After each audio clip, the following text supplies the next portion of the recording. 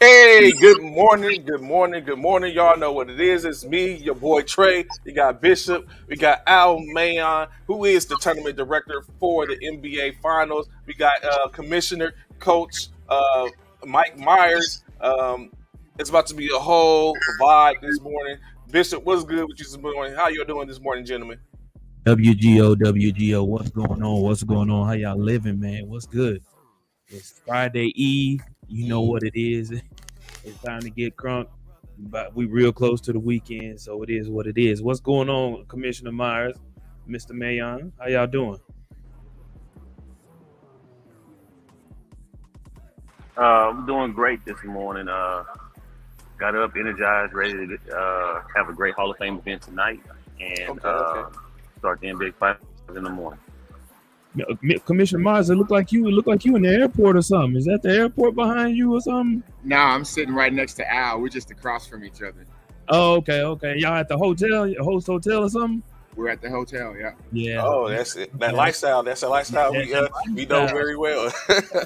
So, you know what he with Bishop when he simply said he's energized. That's almost like being on a deployment and knowing that you're going home and you sitting in the manifestation area waiting. It's like yes, in about 15 hours we'll be touching down. It's like let's go. It's time to go. Let's get it. Yeah. So of course, this morning, one of the main reasons we want to have, I know, yesterday as we was talking to, oh no, other day as we was talking to Commissioner Myers, we were speaking of a reference to if y'all been paying attention and been with us, been here rocking with us high speeds. What we know is the NBA Finals is locked and caught, high ho, locked and low, ready to go. And about to kick off this weekend. Of course, like Mr. May, I was saying, it starts tonight with our Hall of Fame event. Then Friday is when the rubber starts to meet the road, and all the players, all the talking stops, and it's time to show and prove. So we But want to you have had a Al. little bit of the talking yesterday because Yeah, yeah, yeah, yeah. You can hear in I there. was Yeah. on here yesterday. They had a few things to say here and there. You know what I'm saying? From Coach Uriah. Coach. Few of the coaches had some. Threw some subliminal messages out there and letting them know who they felt was who. But hey, it's like Trey say.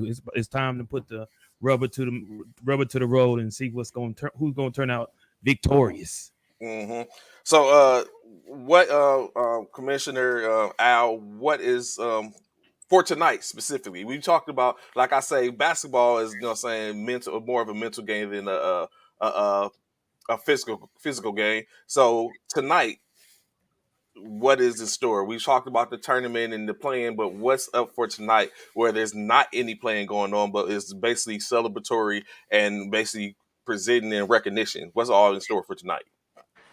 So tonight we're gonna enter in three people from each branch of the service into the Hall of Fame. Three folks that, if they're players, they've been playing, they've stopped playing within the last 5 years, so they haven't Okay. played it within 5 years, and coaches can be active. So we're going to enter in some folks that have done some great things to contribute to military basketball over the last 30 to 40 years, Mm. um, and give them the opportunity to be recognized for their efforts, their volunteer efforts that they have been doing. Some of these folks have been doing this, over 20 years, and it's a way to give back to them and their time and recognize them. 20 years. That's a retirement. You ain't lying. That's a whole military career right there. Yes, yes, yeah. And some of these folks have been playing all on services, uh, sports for half of their careers. Mm-hmm. Yeah. Wow. That's a Commissioner Myers, as I know you, as you said, one of the main reasons you have a committee, a good amount of people. So when you have opportunity to step back and take on other aspects. So you have these individuals that are in place that basically fill in for you, so you can feel like you can go take care of those situations. So I know you getting reared up for today. There go another one. Just speaking of another one, the committee. What's good with you? Oh, what's good, Jason? How you doing, sir?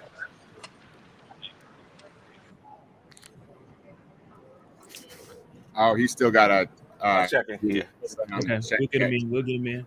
Yeah, so Commissioner Myers, what's this for you now? You know what I'm saying? I know just like Al was saying, he's energized, ready to go. I assume that you feeling that same energy as well.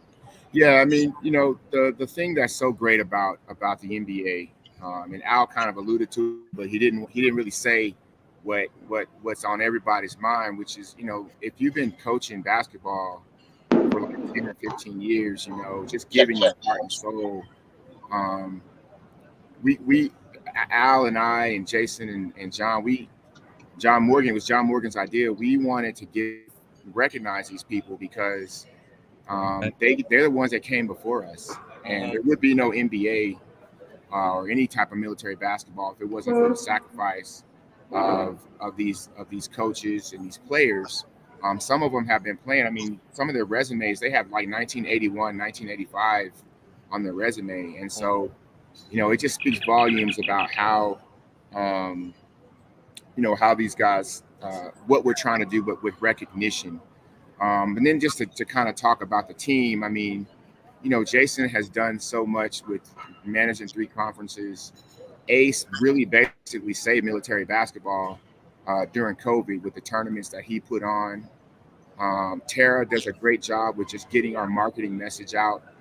Um, and, and then Uriah is just, the kind of guy that it has the coach's ear. And so when you have a team like that that's doing this for free, it does free me up to do some things. And sometimes you can't see the deliverables, but I can assure you that, with this team, I've been able to go out and do some things and deliver a lot. And what you're going to see tonight is a really polished, Hall of Fame, informal, but you're going to hear the stories of all the people that came before us. And it should inspire people, not just to, play military basketball, but to commit, um, to our cause and our mission and our vision. And so Al makes that possible.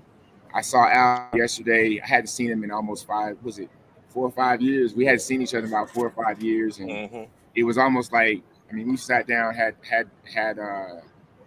you know, uh, broke some bread together, and really just talked about this. I mean, I didn't even know, you know, it's just great to have a person on your team that is dedicated and committed as you are.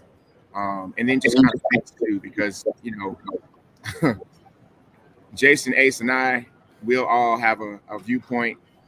And, Coach Mayon is like the glue. He's the even keeled one that makes sure that, um, he's got it strikes a really good balance. And so I really thank him for it. And, it's just going to allow us to grow even more. We're about to take some really huge steps over the summer, and I'm just excited that Al's back from Europe and on our team. Mm.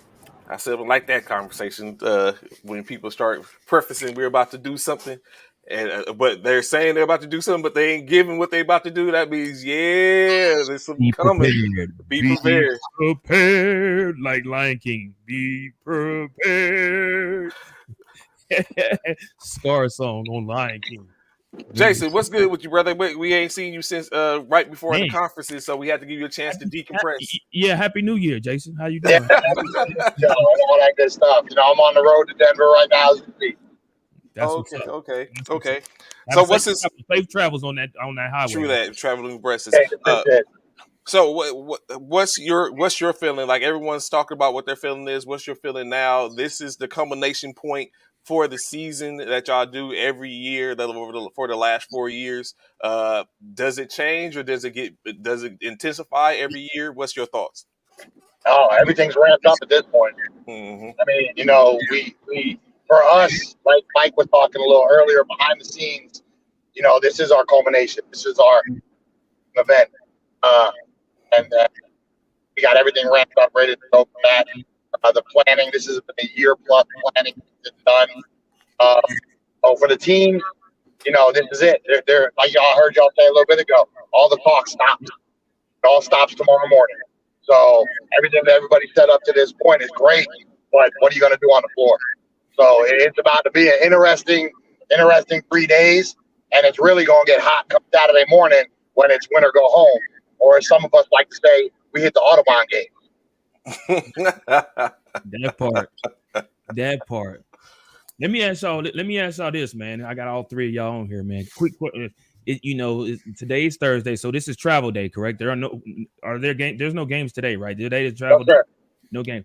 So tell me, each one of y'all, tell me how the anticipation has built up going into this weekend, getting ready for something as big as it is right now. Go ahead, Mike. Yeah, I look at the commissioner, man. Here's the thing for me, I really don't have. I'm. This is my second finals, and most likely my last one as a coach. And but for somebody like Coach Mayon, even Jason's been a coach at the NBA Finals. I mean, you just realize you're about to see all your peers again, and then in 24 hours, y'all gonna be enemies. You're gonna be competing against that them. part. Mhm. That part. So, I look at Al because Al is like, shoot, man, we've had some battles with Fort Hood and Fort Bliss, and man, I took some L's. I mean, I took some real L's, especially when I came to Fort Bliss.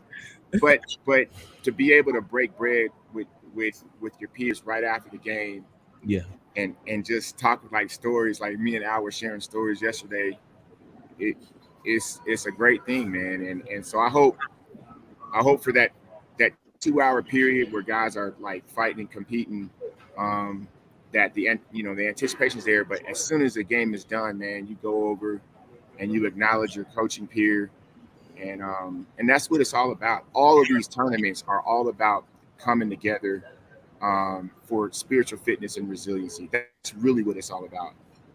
But I'll let Al speak on that. Go ahead, Al. All right. So as far as the teams, if I was coaching this weekend, and what I expect most coaches do is by today, it's a travel day, and everything's on autopilot, right? facts. The players are just getting here, kind of trying to relax and unwind. And as me as a coach, I really actually just don't think about basketball the day of travel and nothing strategy or nothing. That's my philosophy. I power down. Income game time, is back on. I compete hard, and then I go shake their hand, and now they're just a fellow coach. And that's what we try to get this fraternity of military coaches, volunteer coaches to do is compete hard, but then afterwards don't create any animosity amongst each other because of any talking or things that were said in the heat of battle. You guys' event yesterday was great to get this event started as far as getting the juices going and getting coaches kind of comparing others to what they bring into the table. But the biggest thing they take away from this is that each team has 12 to 15 young military athletes that we have to mentor and show what the right thing and the right behavior is. And that we should always keep that in the front of us, even as we're coaching and trying to win a game. So that's what I hope that happens at the end. By the time we crown a champion, we've shown these young servicemen how to perform in a heated battle, but not where life is at stake. Yeah. Kind of bring the same adrenaline and things like that, but then they're able to shake each other's hand when it's over. Okay, Jason. Well, I'm glad I let them go first because you got two coaches' political answers right there, and I'm not going to give that to you. Right? So they can talk from a coach's point of view and be all political and nice and mushy and all that. So I'm going to go to war. Okay? I'm just going to say this. This has been a 6-week buildup since the Eastern and Western Conference Finals. And on social media, everywhere else, everybody's been talking about, we going to do this, we going to do that. Y'all have people on the show trying to be political, but put things on the slide. Well, like you said, it all stops tomorrow. Tomorrow we get on the court, tomorrow we go play. So you know what? It's not the anticipation's been great. The build-up's been great. The social media presence has been great. But now it's time to go. I'm ready. Hey, gentlemen, and that's why we're a team. Yeah, yeah. Because Everybody I was like, cannot have that attitude. That part, I love it. I love it. I love it. and so someone's got to be I yeah. don't got, hey, I don't have a team in the fight no more, so I can say what I need to say. I have to worry about bulletin board material. You know, them two guys, they're a different story. But you gonna get it from me straight, no chase. I love it. I love it. I We love wouldn't expect anything less. I just knew it was going to be a whole different vibe. it. I was Right. like, you know what's going to Jason? I was like, brought watch it what all. Jason go. Jason brought it all. He let you know. You know what? Jason's like Buster No doubt. Rhymes. Yeah. Jason's like Buster Rhymes from Leaders of the New School. You already knew everyone else had some, but you know when Jason, when Buster get on, woo ha! It's over. You already Oh, know. and check. He crunk. We got a question for you, coaches, though. Zach Styles says, quick questions to all the coaches. Do you think the altitude will play a factor this weekend? And how do you prep for that? I know there is a team from Colorado that doesn't have to worry so much about that. So that is a great question, being that a lot of y'all are traveling. I think he said it's 14 teams across that's playing in this tournament. So how does that play a factor in going into Colorado because of the altitude change? So if they did not, if coaches did not put their teams either running heels or wearing masks and make sure they're doing some extra conditioning, they will see an effect on their team's performance. Oh wow! When I did most of my coaching at Fort Bliss, and we're kind of at an elevation. So when we came up here for tournaments in the years past, it wasn't that big of a deal for us because we worked out it that way anyway. But teams coming from other places, if they haven't put the extra work in, by the time we get to game 3, they're gonna be mad. It's like that's the only the only emotion that could be described as you're gonna be mad. Not you're gonna be tired. Not you like you're gonna be upset. Like damn it, real upset. Side eye your coach like you knew better than this and you didn't set us up for the right. Hey, look, their mind's gonna tell them to do things, but their body's gonna say no. No. Yeah, I feel you on that. Coach Myers, do you the same way? You feel the same way? Did you prep your team ready for this altitude? Hey, well, they're there.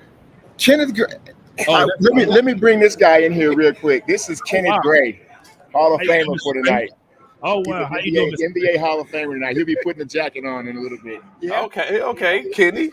Nice. Great to meet you. But yeah, give me just like 1 second. Okay, I'll be over there in a second. So yeah, I mean, what was the question again? Altitude, yeah. The altitude, Mike. The altitude. Here's what I would tell you. Jason always like, it's already affecting you, Mike. Come on. No, it don't affect me. He lives there. Yeah, you been there. He lives there. No, he lives there, yeah. Yeah, I still run 7.5 minute miles here. Okay, you know what I'm saying? So, talk to him, coach. But here's the thing. If you don't train for it, and i.e. wearing the mask and then doing more running and cardio, it'll hit you. It takes about 30 to 60 days to get acclimated to the elevation here in Colorado Springs. Denver is actually lower in altitude than Colorado Springs. Oh, wow. So it and that 1,000 feet does kind of matter, when you start talking about, altitude stuff. But, the best thing to do is when you get here, start drinking water. It's going to hit everybody day one. Everybody. It's going to hit you day one. And then you kind of get a little bit acclimated to it and just realize you got to go out there and play. But, coaches have to be in the mindset of, how do I, it's a factor. So how do I coach through that factor? And if you don't know how to do that, I mean, Al came up here his first year and, we had no upsets the first year we did the NBA finals. 1, 2, 3, and 4 all made it to the semifinals. And so, we'll see how that works out. But, I don't think it's going to be that big of a deal, especially if you brought, 9+ guys. If you brought 9 or more people, you have enough substitutions to kind of get through that. But, if you want to reach the mountaintop, you got to climb the mountain. So that part, I love it. That part. I'm gonna step off, gentlemen. I'm gonna let you and Al take over, man. Yes, sir. I gotta go meet all kinds of people. Meet But and greet. You got a meet and greet. Yeah. and then I'm gonna be on the show Monday morning. Yes, sir. Big announcement Looking to make forward. Monday morning. I'll make it right here on First Formation. Yes, let's get it. Make sure. Looking for it. So, all right, Commissioner, you take care. Enjoy your And enjoy the meet weekend. Have fun. Be safe out there. So, Al, Jason, we know that y'all are key factors in the back office and planning. Al, what was your mindset going up to this being the tournament director for this event? Well, I had just finished the Eastern Conference Finals, and I did that out there. And to be honest, that was my first tournament Okay. director thing. I've been involved in military basketball forever, so and so it was pretty good. So really, I just tried to provide because I'm not coaching this year. My team isn't active this year, so it allowed us to provide a party to run the tournament that didn't have a dog in a fight. And so I would be able to handle any of the administrative stuff the day of the tournament. So, but the team does a great job in planning these events that these tournaments pretty much run themselves. But like anything else, stuff goes on, and you just have to be available to help coaches ease their mind that we got it all under control. And that's probably the biggest thing as a tournament director that I'll be able to bring to the table this weekend. Mm. Jason's Jason's rotating. Probably Okay, because he's driving. It's probably because he's driving. he's driving. Yeah. Yeah, he's driving, so he's gonna fall off and on. Yeah, he's running in and out. So, briefly, let's get into a little conversation real quick, NBA wise, and I don't know if y'all caught it, but interestingly enough, no sooner than the Utah Jazz made him available, there's conversation.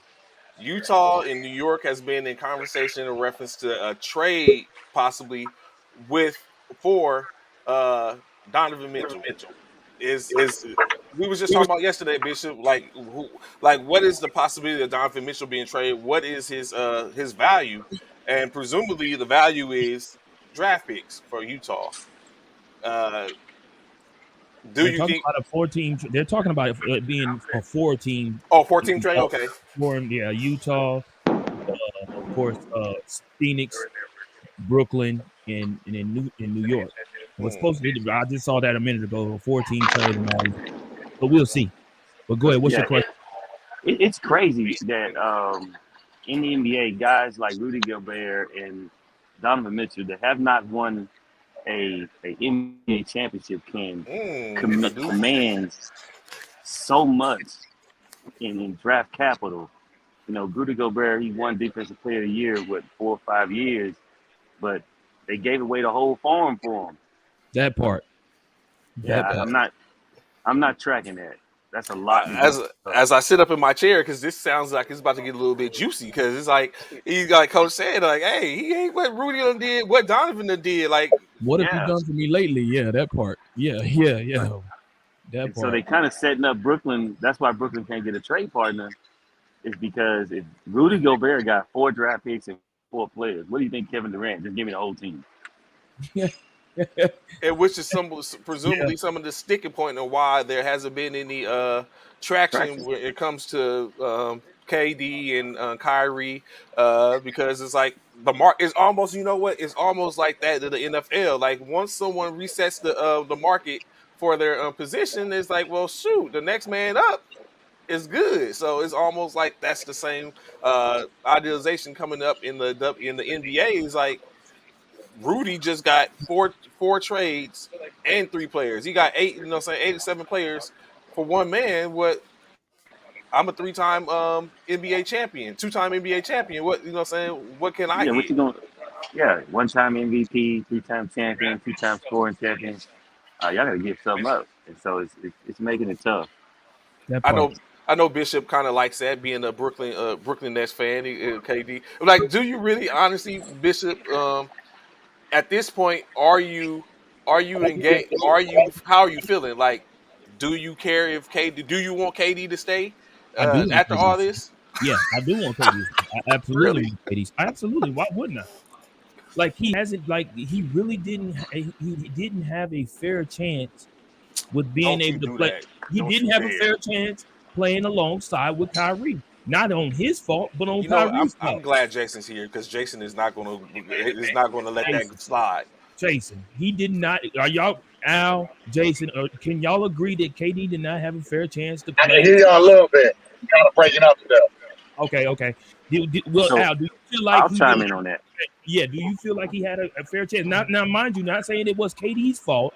We know it was Kyrie's, but do you feel like he had a fair chance with the team in which he was with the team he had, the players in which he had? Well, I don't think I'll give you that he didn't have a fair chance Man, with him, Kyrie, and go ahead, Harden. Al, because I'm having some issues. But he still had Harden for most of the season. And you know what I'll say what I don't like about it. Mhm. He just signed an extension. And That part. now that these dudes that you attach yourself to, they hung you out to dry. Now you want to hang Brooklyn out to dry. Okay. So I don't, the team never had a chance to go to gel together, That but part. that's over. That's done with. That part. In my opinion, they're not because Kyrie ain't never gonna play a whole season ever again. And and What you and got, with, Jason? and with that, Well, all right, tell me the hold question again. hold on real quick, Jason. Now, what I will say, I do not agree with what not Kyrie, what Kevin Durant has done in regards to Uh-huh. signing that contract, and then now you're gonna leave him out to dry. I do not agree with that at all. I don't. I feel like that was some jacked up stuff. And Okay. I do not agree with that part. However, I do feel like that the Brooklyn Nets really never had a chance. I heard you saying he had Harden, but did he really have Harden? Because Harden really wasn't doing nothing either. So I'm not, I feel like it wasn't a fair chance. But go ahead, Jason. It's on you. What's the question? Tell me the question because I've been going in and out. Okay, so Trey, of course, was talking about the trades with the four teams of course Phoenix, Brooklyn, Utah and New York. Utah and New York, and then he feels as though KD.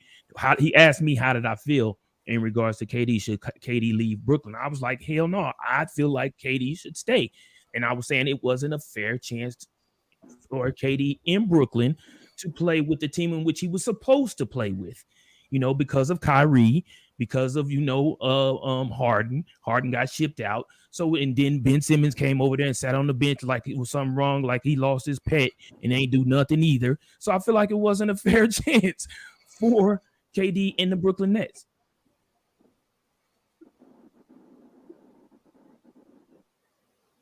Oh yeah, the drama. So yeah, so I Gone, mean, yeah. it was probably you asking him. So yeah. So I mean, it sounds all good. It's just, and then the conversation as I've been seeing, I've been trying to make sure with all the trolling and stuff that goes on, and the ability for people to create stuff and create the memes and stuff like that. The talks, of course, has been that maybe Golden State does get KD back, I like and it. we're Let's do it. Let's stay with it. no, let's not do it or stay No, with it. Why not? I don't like that him going back to Golden State. Good morning, I'm not coach. I'm What not up, Coach? sure if it'd be good or bad for basketball. Mm. But there's so much talk that's been going back and forth. I think true basketball fans would take a look at his character by going back to that team. But why? But why, Coach? Why, Coach Al? Why don't anyone want to see KD to go back? See KD go back The breakup was not. It was. That's like having a bad marriage and then you go back to it. But it was all kind of drama when he left, and Was it real drama, Coach Al, or was it just him and Draymond? well, him and Draymond for sure. Okay, But you know what? Yeah. yeah. they did a conversation on Draymond. Oh, well, not Draymond's on. Okay, got you, Jason. We're tracking. There was a little. They sat down on the boardroom before Draymond started having the show on KD's and Dray. And they basically said what they went through was allowed by the organization. basically saying the organization didn't do what they needed to do to quell this and stop it. So they more so blamed the organization for allowing that to happen, as opposed to a situation between themselves. Which and to caveat for what Coach was saying, I agree. To go back to Golden State is a little. It just seems different. Now, if he was going back to Oklahoma, OKC, might be different. You know what I'm saying? When you look at the fact that that's where he came from, that's where he was drafted. He's going back to his home. Well, actually Seattle, but OKC when they moved. Now they're going back there. But to go back to Golden State in the current state of Golden State, basically you're walking right back into the same situation that you was in the first time. Minus two champion, minus Yeah, and that's my point is that the knock on KD is that he won, but he won with Golden State. He left. Now Golden State just won. He's gonna go back, and if they win again, I think it hurts his legacy. Uh, but and the organization hasn't changed. You know, Draymond's still there. Conversation's gonna be the same. Um, but you know, I don't knock any professional sports player from doing what's best for them and their money. that part. I won't. You know, I have my opinion, but I'm not gonna like crucify him because, first of all, I ain't never been in a situation to know what I would do, and I might go back too because it makes That life real easy for him. Like, yeah, yeah. I've never been in a situation to decide what I'm going to do with millions of dollars. So That part. no, That's that's why I feel like he but should stay where he at. That's why I feel like he should stay in Brooklyn, man. Because that way, stay in Brooklyn. That way, come next year, if you choose to leave or whatever, and it won't nothing be said. There's nothing to say. You know what I'm saying? It is what it is. I feel like that's the whole main purpose to stay in Brooklyn, to shut up all the naysayers, to stop everybody from talking about you leaving. Stay there, do what you got to do with Kyrie, Ben Simmons, try and make it work for one season. Just see if it'll work one season. Then next year, then try and post bail and get up out of there. You yeah. know Well, that. for that to work, one of them guys got to learn to be a leader, man. mm, Mm, And that to me is the biggest problem between KD, Kyrie, and Harden. Neither one really was a leader. They were just listening and following each other, and that left them to make those kind of rash decisions. So mm. yeah, somebody got to say in the next 2 weeks or maybe 2 months before the season starts and say, hey, all right, guys, I'm gonna take control of this and I'm gonna uh, I'm gonna lead this and I'm gonna bring us here. We're gonna form a plan. Because right now, I agree with you. Like, there's no plan. They don't know what from the player's perspective. I was about to say because he said he clinked up. With, I ain't gonna say clinked up, but reiterate the player's perspective. Because I was about to say, Coach Nash does he have some buy into that? Does he have a dog in that fight where if there's a lack of should he be rectifying that, or should it basically be the players working from the outside and then working back up the line? I think Coach Nash should. So I'll bring it down to our military game. Hmm. Um, Sometimes guys, especially back in say 15 years ago in Europe, we there were for lack of a better term, super teams created because guys would go from base to base in Europe to play with their friends Hmm. and things like that, and We then talked and that. there'll be a better teams at different locations because of that. And so, but they only usually did that because there was a solid coach there that had a program. Hmm. So I think that's also causing some instability in Brooklyn. Is Steve Nash is his first year, never had any head coaching experience. He's approaching it purely from a player standpoint, and I think that probably hurt them. And it probably has some of this reason why they want to get out. Players want to be coached hard, man. Hey Haley, I seen you. Hey, no long time no see. Hope to see you soon. Yeah, Uh, Haley, he been one of the main ones talking trash. yes, Haley talks a lot. Yes. Uh, Lately he's been backing it up though. Lately he's been backing it up. So he's made it worth his while. So Coach Uriah basically stated That's that my he felt like KD left because he didn't like the narrative that was there, and he wanted to do it on his own. But now he realizes the grass is not greener on the other side, and so he's ready. He's willing to go back to Golden State without saying it. Do you believe that could be the case? You believe that has some case? I believe that he made a choice to go somewhere else, thinking that he could do it alone. That doesn't happen in the NBA. There's been very few championship teams with one outstanding player. If you go back through the history of basketball, so I agree with that statement that he thought he could go do it with two other guys and they'd be fine, and it didn't work out. So It, we'll see. it gives. I'm a Lakers fan, so it gives us a chance. I just don't want to go. I don't want him back in Golden State. That's for sure. No, Not no, saying we scared. We just don't want them there. I mean, it's no use in putting hurdles in front of you that you don't need. and you're very right about that. I'm a Rocket fan. I don't want him nowhere near the Western Conference. Just someone else to contend with. Yeah, Uh, yeah. Additionally, in the Western Conference, I don't know if it really makes a difference, or it could be one of those situations to where little things add to bigger things. Denver has extended their newly acquired shooting guard, uh, Contavious Caldwell Pope, 2 years, 30 million. Now he's in the fray. So I say that because uh, he's a 3-and-D player, proficient in his duties, I guess you could say. And now you get Jamal Murray that's coming back. You get, of course, we got Jokic there.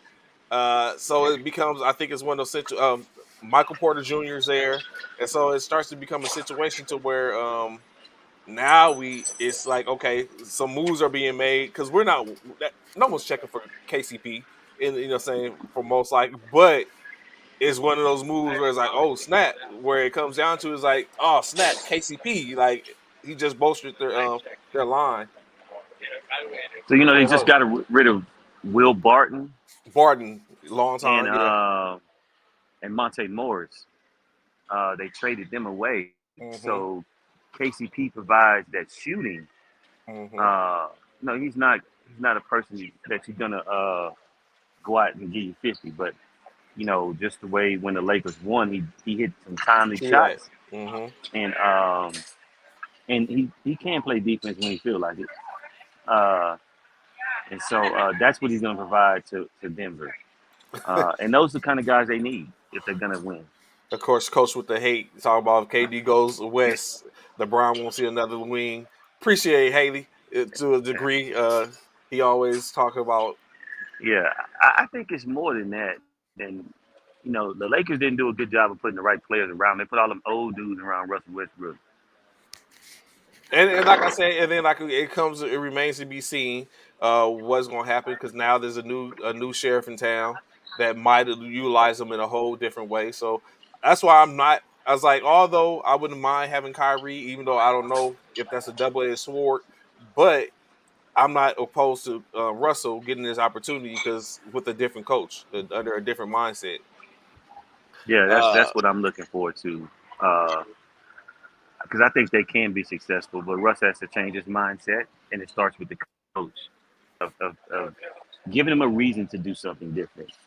If you're a basketball head, you remember Michael Jordan back in the day. He didn't really want Phil Jackson as a coach, and Phil came in with the triangle offense, and he did not like it. hmm And Phil sat down with him and explained it to him in a way that he understood, and then started him running it. And once Mike brought in, they took off. So it just, I don't know anything about Vogel, but I just don't think he tried to mesh them. He tried to change them. I think Ham would try to mesh them and Yeah, use all their strengths together instead of trying to make them play. He tried to make Russ play the traditional point guards that LeBron normally has. Come yeah. on, man. He actually got to be different than he's been for Yeah, this dude been 16, around 12 downhill, years. go get it. Like saying, Yeah, rebound, go get it, and make it happen. And now you want him to, saying he ain't even run that in UCLA, but yeah. Now you want to play off the ball, catch and shoot. That's never happened he's not a shooter at all. at all. That That even part. you can see it affected his mental because he was messing around missing 10 footers. Like man, it's like what's going on? He was shooting the ball on top of the backboard. That Took him, part. you go check though. His shooting percentage is not horrible over the years. And the guy averaged 26 points a game. You can't be a bad shooter doing that. But it was Yeah. Yeah, mental. You're very right. You mentioned that earlier. the That mental aspect. basketball is I tell my players that all the time. Basketball is 95% mental. Mm-hmm. The 5% physical helps you and get you over the hump. But if you ain't mentally prepared, it's tear you apart, man. Yeah. Mm-hmm. The So, physical Coach, is you the said rest. something interesting. You said something interesting. You brought up an interesting name, Michael Jordan. So I ask you this, Coach. There's a lot of debate on here in which we have discussions. One of the questions I would ask you is, who is your GOAT? Michael Jordan. I'm from that era. Come on, man. I mean, come What I on, don't man. do is I'm Did you not going to really get an ask Coach argument that? against LeBron Come Uh-huh. on, man. about being whether he's the GOAT or Mike's the GOAT. They both have accomplished so much in NBA basketball. They have, and it's not fair to even want to knock what they've done to big other ones. Just two different eras, man, and two different types of basketball. I grew up in the Mike era, so he's gonna always be my GOAT no matter what. Steph could win three more championships. He'll never be my GOAT. My question for That's you, my Coach. personal opinion. But my question for you, Coach. Okay, which is you and I have the same era. But my question for you is, who's your number two, Kobe Bryant or LeBron James? LeBron, he's my number two. Ooh. You know what? I feel so bad. I feel as a Laker fan, I feel so bad. But I'm really starting to sit up and question Kobe's validity as GOAT. I really am. Like like certain stuff I've Wow. been looking at, I really it's like it's an ongoing battle in my And I'm mind. a new 3 years ago, I would have never given LeBron any ups at all. But I've just been, opening my mind and watching. Man, what that Yes. guy's accomplished, it's come on, Haley. Come on, Haley. Now Thank we you. ain't gonna Come go on. there. Come on, Haley. Now Oh That man. the that's a little disrespect. bit too far. That's disrespectful, man. Disrespectful. That's very disrespectful. Uh, Come on, but man. Go ahead, Coach. you just think about the media's created this narrative. Kobe created the narrative of the Mamba, and that's Right. kind of elevated him in his That's a good status. point. But when you go look numbers wise, Smoking with mirrors. yeah, he's not comparable to what LeBron has done numbers wise. Um, so that's what for me why he's not my second. But Coach, I gotta come to you at this point, right? And this is what I stated yesterday. Anytime somebody puts LeBron over Kobe, I come with this. You're out of the three gentlemen in which we just spoke of GOAT status, Michael Jordan, Kobe Bryant, and LeBron James. Two of those three individuals stayed the course and was able to get multiple championships with one team. The Yeah, common denominator of that person that didn't do it was LeBron James. He had to go build him a team to establish GOAT type tendencies, which so I have a I'm problem sorry. with. Go ahead. No, you good. I just have a problem with that. That's So just I me. did at first. I'm not gonna lie to you. That was the one reason I didn't like LeBron was because he left Cleveland, went to Miami. But as I start looking back at it, he took them sorry Miami Cleveland teams to the NBA Finals, man. And But I'm the not no, finals, and not say like those players not sorry to me. I mean, I yeah, call them sorry, but obviously they smoke anybody I know, right? yeah, Down But to the worst person on the last person on the bench. yeah. yeah. But as far as those rosters, they didn't have great players on them, And he clawed them to the Eastern Conference Finals. Then when he went back to Cleveland, nowhere he's been outside of the Lakers, The disrespect. And then outside he of the called this Lakers. stolen valor at that. Like he done added stolen valor to it. Like the disrespect. But go Yeah, ahead, but Coach. Love Coach Hunter, outside of the man. I love Lakers, Coach Hunter. no team LeBron has went to has been bad. Mm. Most teams he go to, and so to me, that's where he's a value added person. Now Kobe stayed with the Lakers, but if we people The like last Kobe couple of years. lovers forget to, they don't like to remember that he threatened the Lakers to leave. Right to To trade. He go traded. to go He across the traded. street, to go Right, across the Right, the right. hallway. right, and then they end up going getting a Hall of Famer. In two Hall of Famers, even though Derek Fisher's numbers not where you think they should be, but Right. We just he had that will be a Hall conversation of Famer. yesterday. You Right. think so, Coach? Yeah, he's won enough. He's won enough at different places. He'll eventually get there, in my opinion. It, but and so then the Lakers won again, But so I don't knock LeBron for doing that. That was what the times was. They had to go get it. Coach. Look, I mean, everybody's doing it now. They still can't win, right? I'm about to say that's what it is now. Now it's about building the big three wherever you can go. That is And they what still the ain't league has winning. come. Yeah, that's what the league has come to. Milwaukee won, But and so they if grew their big three. so, this is my question for you, Coach. I know you got one too, Trey. But then if that's the case, Coach, you say that right, and we talked about those three gentlemen. It has been mentioned yesterday. I saw on a couple of other sports shows that one great shooter by the name of Steph Curry should be considered in the conversation because once again, he is another man who has been with his team, has won 4 championships with the team in which he's with, and was able to get it done. And one He of the has to have a few more finals like he had his finals. This is the first finals that he dominated. Yeah, well, that's a good point. That's his first. He's been the three. He's been the what? Five. He's been the six and 8 years. And one four. He lost 2, won 4, and he's only been the MVP once. Right. So it's With not two of them, about the KD showed MVP because stole he got 2 days. robbed when they gave it to Iguodala. Yeah, right? that year. But Iguodala, that's what I meant to say. Yeah. so I'll say this. Think about it this way. There's only been one finals that Steph has averaged 30 more. Out of those 6, 30 or more. This is the only finals that his he dominated. average has went up significantly.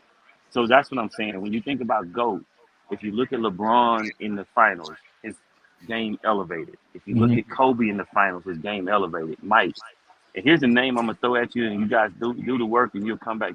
Tim Duncan played better in the finals than he did during the regular season. I don't even need to do the work because you're right. I already know. I already know.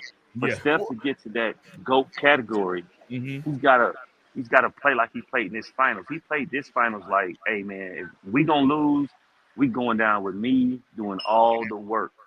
He has to do that more times than just one for me to put him in the GOAT category. And it's This interesting. was a GOAT type finals for him, but not this is one. It's interesting he bring up that because I've who's been sitting in the background listening to all these conversations and talk and it'd be like and have and basically kind of like checked it. Tony Parker's like, y'all leaving me out the conversation. I got championships. The conversation of what? Not go, but just the conversation is like y'all talk like I ain't did this. Like I'm not that dude. But you know what I'm saying? So I asked you this question. A question I was about to ask, Coach. They went at it on the comments. Yeah. The question I was about to ask, Coach, because Coach Uriah, man, I swear, and Bishop is not out this question. Please ask the question. Just get to the question because it got to do with this right here, Coach. Yes, Coach. Right here. Go ahead. Let's get to it. Is the Lakers tripping? Him and Bishop laughing, but he on the same thing. They both drinking that Kool-Aid, Coach. Hey, Coach, be honest. Do you or do you not agree that the Lakers championship? No. And look, he's prefaced with the Lakers championship. He ain't just say the bubble. The bubble season don't. Hold on, but the bubble season don't order. I got it, but thank you, Coach. Hold on, Coach. You mean to tell me there shouldn't be an asterisk by that? Oh, why? Oh my God! There's not an asterisk by the strike sword the season championship the Spurs won. Nobody talk about the Spurs didn't really win the championship. Look, all the teams went to the bubble. All the teams went to the bubble. They all played under the same thing. 30 games, Coach. Yeah. 30 games. Care. It was 30 games missed. Yeah. 30 games missed.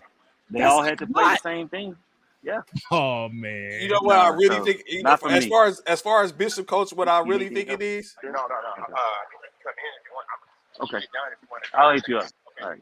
Sorry. What I really think it is, Bishop. I mean, Coach. What I think it is those 30 games. I think Bishop would have thought that Brooklyn would have got into the bubble or got in, and he's really feeling a certain type of way that the 30 games that the NBA took those 30 games from them for having an opportunity to be in the playoffs, and he's on him and Coach Uriah, because the Bulls didn't get their either. Him and Coach Uriah are on a crusade to get an asterisk by. They probably got a petition. I gotta look and see if there's a petition out to see if there's a petition that to put an asterisk by the bubble. I feel like, bro, that's just like I just feel like if there were them 30 games would have been played, it would have been a total different outcome, bro.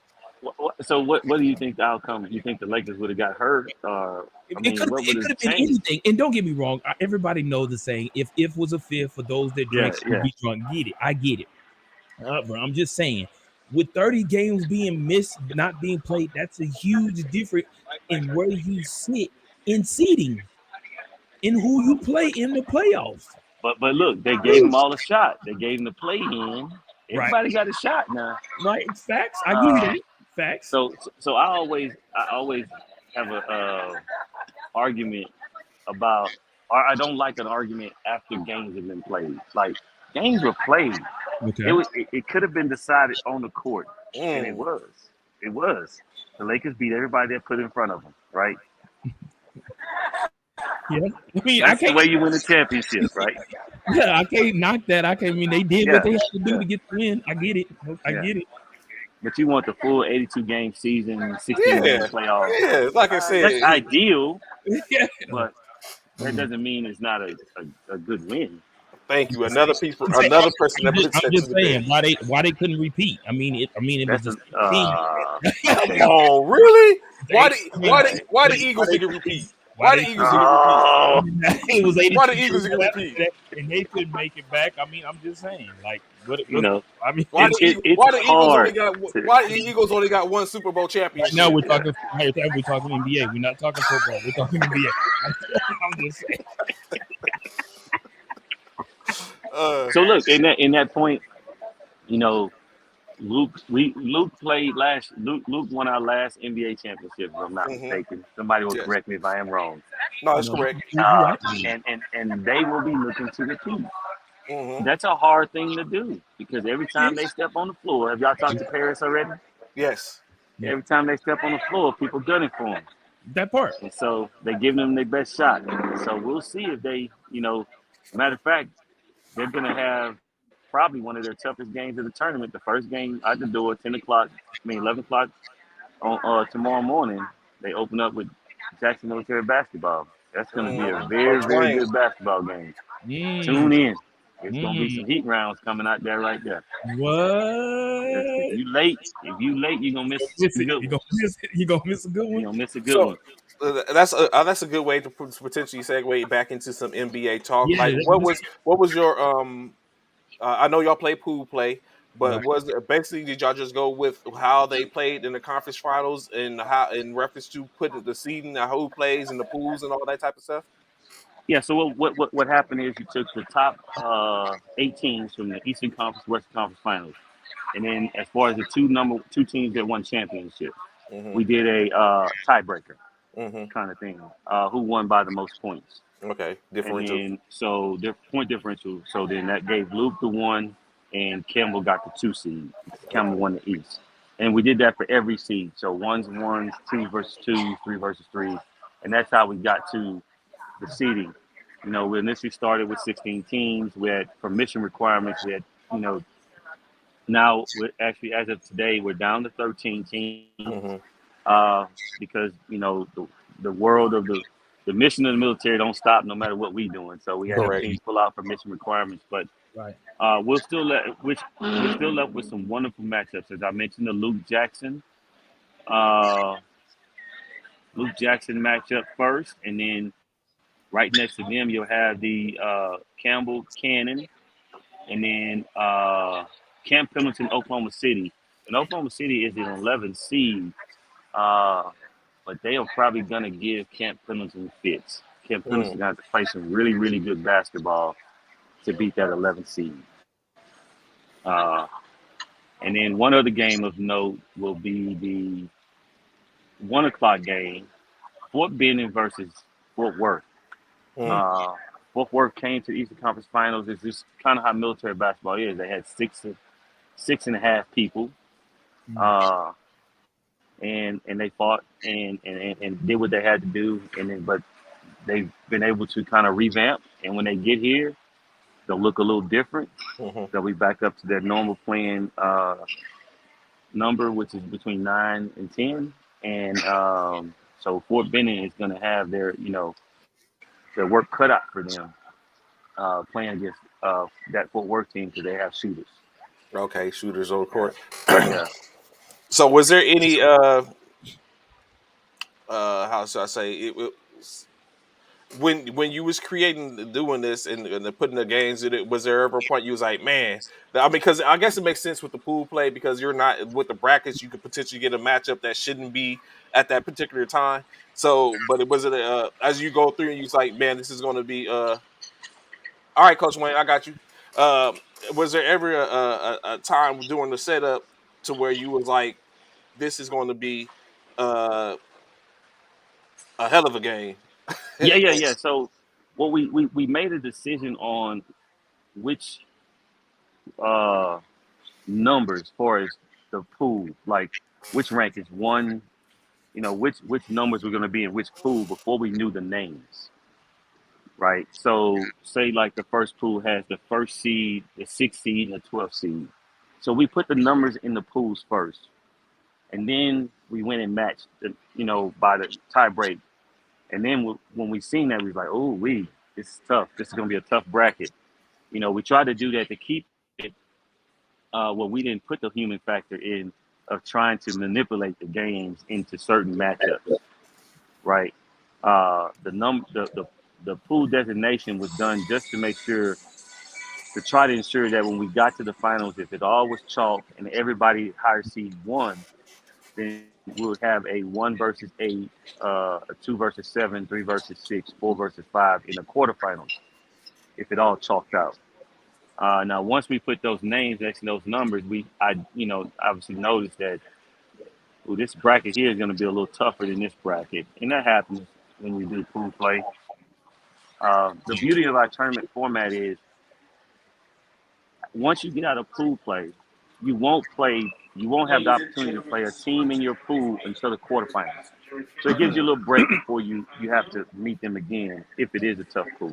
Because that first pool, which has Luke, Jackson, and Fort Polk, that's going to be a tough pool. That's going to be a real tough pool. Um, there's some tough teams in there. Okay. Coach Wayne, good to have you on, sir.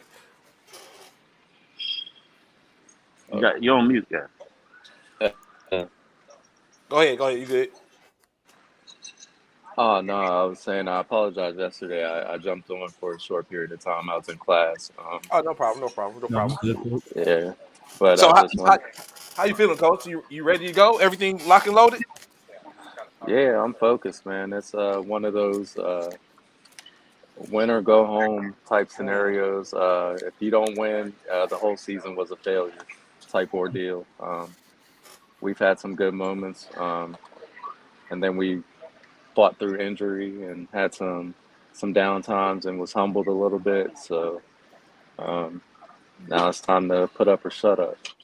Mm. That And part. that's the main part when you look at it, which you always look like. It's like you go through this whole season to get to this point to capitalize on this point, and then like the coach just said, that end state is even win or if everything is a lost season. You don't set out, you don't get what you unless what you accomplished was to get to the tourney. And it's like, okay, we're gonna do this. If not, that's basically what it comes down to. And basically, all 13 teams probably have the same mindset, and Yeah, only one can walk away with it. That yeah. part. I got a couple of things though before you move on. Yes, Hey, sir. Uriah, stop hating on LeBron James. Um, Why? Thank you, Coach. it, We already on you. We it already on. makes it makes me sick. Some of the things he be saying about LeBron is blasphemous. Larry Johnson, seriously? Oh, you Like caught what that is yesterday, Coach? Yeah, like? Mama. He put him in I, graphics competition. Yeah, he did. I want I wanted to take his basketball card after that. Like, what is he talking about? Uriah brought Larry Johnson into the GOAT category. Yeah, No, he like said he said No, LeBron. He said he said LeBron is LeBron James basically a is the mama. here, he said he said LeBron James is the current version of Grandmama right now. We might want to take Lariah's coffee card. what Just saying when I that's what he said. I literally had to get off when I heard that. I was like, That's what he and said. then the last thing that you guys were talking about, and I think it's imperative people know this: the NBA format for doing tournaments. Pool play and the playing game, giving teams an opportunity to still have a pathway Mm-hmm. towards the championship on the second day. It's the best format, and I saw that firsthand when I did a tournament this past weekend. It made me sick to see that Fort Bragg went home the first day and didn't have a pathway because of the double elimination format. So, Mm-hmm. if there is changes or learning or takeaways from doing my first tournament, that's the first thing I would change immediately. Is It's a that pool. is to do pool play and give teams that fair shake to have something to look forward to the next day. Evolution is key. So you bring up a good point, and we're gonna come back to in a second, Coach Wayne. But I want to ask you. Actually, I got two questions for both of y'all. I mean, one question for both of y'all, but this particular one specific for you, Wayne. The bubble. We just discussed it. I don't know if you caught it. Is that an asterisk? I got to start a petition too. Coach Uriah and Bishop have been petitioning that there's an asterisk by the Lakers. Correction, by the bubble. So I ask you, as a basketball head, is it or is it not? Was it not fair game for everybody? No, So that's not the right question, Trey. First of all, coach, let me give you. He's trying to get like I don't set narratives. I'm not saying a narrative. I'm asking the question just like I asked everybody else. Should that last finals that the Lakers won have an asterisk? Yes or no? absolutely not, and I'll tell you why. And I'm a diehard Thank Laker. you. There you go. Oh, see, there you go. There. There it is. Uh, There it is. and I'm very unbiased. I'll give you the hard truth, but I'll tell you why it's not an asterisk. At the end of the day, it's 5-on-5. You're still competing. If anything, it's showing you who was the best team was because you don't have the effects of the crowd, Thank influence you. of referees, or anything like The that. mental part. We just spoke about Um, mental. That's mental. so I think if anything, it was impressive. But I mean, it's neither here nor there. At the end of the day, it's still a championship. You can't take it away. So you can put whatever you want Like, on it. Jameis Winston. like Coach Al. You sound just like Coach Al. Here we go. Her mama and LBJ have Hey, hey, respect. people don't know this. I came behind Al, so I mean, he Yeah. laid the foundation, and I just took it and ran with it when I I see. I went feel to you. Bliss. I like So it. I pay a little homage to him. I That like part, Coach Hunter. That part's Coach. That part, Coach. Oh my God, Wayne justifying the bubble. Stop Man, it. That part. you still no, own the bubble, man. You gotta let it go, you're big shit. right. You're right. Don't talk about basketball ever again until you get that Larry Johnson check. Until you, you're right. Nothing. Until you take back that grandmama thing, you're censored. You're talking about NBA basketball. NBA basketball. You're right. I'm with you. Here, you're right. I'll do you one better. So, me personally, my favorite player is Kobe Bryant, but arguably the greatest Laker ever is Magic Johnson. Okay, so Magic Johnson is 6'9", 240 pounds. LeBron James is 6'9", 270 pounds, more athletic, and has the same skill set and more. And dare I say, his court awareness and his stats over his career is arguably better than Magic Johnson's career. So LeBron is arguably better right now, as of Numbers 3 wise, years yeah. ago, numbers Numbers wise, wise. than Magic Johnson. So you mean to tell me a more athletic Magic Johnson can't play in Magic Johnson's era? Make it make sense. Ooh, Yeah. nice. Well, Coach Wayne, let me ask you this, because I'm sure Trey's about to come to it anyway. But let me ask you this: who's your GOAT? Question one. Oh, here we go. Hold on. Bishop, All right, hey, look, hit him with a Jeopardy question. Look, because y'all gonna take my card after I said this. So I just came at Uriah for the Larry Johnson comment. So I'm gonna come back. So my GOAT is Kobe Bryant. Now I preface that by saying that he took Michael Jordan's. See, that's my other GOAT, music, Michael Jackson. But he Wayne, there's no basically- argument there. Michael Jackson is the GOAT. No doubt. I agree with you on that one too. So he literally took MJ's style and he did it a more. I thought Kobe Better Bryant was than him. more athletic than Jordan. Did it better than Jordan. And I would say he did it against bigger, faster, stronger athletes because athletes evolve. Um, in the 80s and 90s, athletes were stronger. They played with the physicality that it's more of a finesse game. It's more of shooting behind the arc, more of throwing the art of being fancy, and the people forget that a layup is still 2 points, whereas a dunk Hmm. is 2 points. But why are you going to dunk the ball when you don't have to? Why risk not putting 2 points on the board for a special play? Hmm. Those two And points so at Wayne, the end of the game, they come back to haunt you. So I don't think that you have a good argument against Kobe, Mike, or LeBron being the GOAT. And I think anybody that feel that way, has a strong argument for it. That all those guys have good numbers and longevity. They've been around, they won. That part. So I think it just depends on your preference. Some people like the way Kobe played better than LeBron played and better than Mike played. For me, it's my era. I grew up with Mike, and, and, Right. and, and that and that's why, it's that. But when you look at what you said, Wayne, with Kobe, I mean, everything Kobe did is Mike S, right? yeah, no, Everything. yeah, I Everything. ain't It gonna just argue that. Everything. his build was a little slender than Mike, and that allowed it to be a little more athletic, in my opinion. Right. Uh, Yeah. that doesn't mean maybe if Mike started a few years later, he could have done it. We don't know that, right? But I think it's bad when folks try to just talk bad about one of those other guys to up their thing. Now, those three in particular. But it's just what you like. Some people argue that Magic Johnson's the GOAT. Some people argue like I'm a huge Akeem Olajuwon fan, Okay. and I hate every time I see him outside the top five of all NBA, Hey, well, right? hold on. Let Ever. me ask you this. So you said Akeem Olajuwon. So what about Tim Duncan? He Oh, we spoke talked about him about him earlier. too. He spoke about him They earlier. never Mentioned talk him. about Tim Duncan and his numbers. Never. But if you go and you read the numbers from regular season to playoffs, there's no one better making the transition. There's I no one I better. And I can't argue I, that. I can't I argue love that. Olajuwon. I love. There's a player that nobody talks about, and Al, I'm pretty sure everybody remembers him. But before he hurt his knee, Bernard King was scoring Oh at a yeah, clip yeah. that nobody people fail to realize that Bernard King he had that offensive package that Bernard King don't get hurt, man. We may not. Nobody yeah we probably ever scores as much as he does.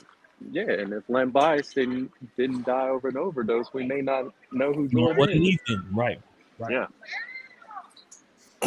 So one of the things in which I was about to ask both y'all gentlemen before we get back into a little more NBA talk is who who is your Mount Rushmore of NBA players? Four players, four spots. Oh. Who do you give them to? Ooh, this is what I want to hear. Let's go. Either one I'll of you. go first. Oh, I'll go Yeah. first. Go I'll ahead. go first. I got Kareem, Okay. Magic, Ooh. Okay. Bird, Mm, and Michael Jordan. that's definitely he's definitely that era, that back That's that it. That's era, that era. that That, era. Yeah, yeah, that era. Coach Wayne. Coach Wayne, who you got? uh, Jordan, Kobe, Magic, and Kareem. Mm. Okay. Okay. So both of y'all left LeBron off. Y'all don't feel like he's Mount Rushmore. I Not. think if you gave me five, I'd give LeBron. And my That's issue your with Yeah. spot. LeBron Okay. is my issue with LeBron is he's so great that he left a lot on the table in the sense that if he had that killer mentality, you know how much more he would add to his stats? Like he's really out there doing this easily and so nonchalant. And that's what makes him great actually, bro. He should have so much more. I just feel like he doesn't have that killer. He left a Mm. lot on the table. Got it. Mm, mm, Mm. okay. I like it. I like it. So a more conversation in reference to the NBA coach. I mean not coach. Alex Rodriguez, we all know him, great MLB, great. He's currently transitioned from being a baseball owner to being a basketball owner, as he is a part of the ownership group for the Utah Jazz, in which he said he's actually preferring this avenue in the transition. There, he's getting ready to take over full ownership, primary ownership next season. So it made me think, like, if you guys had an opportunity, what team would y'all look to own in the NBA if you could be a part of an ownership group?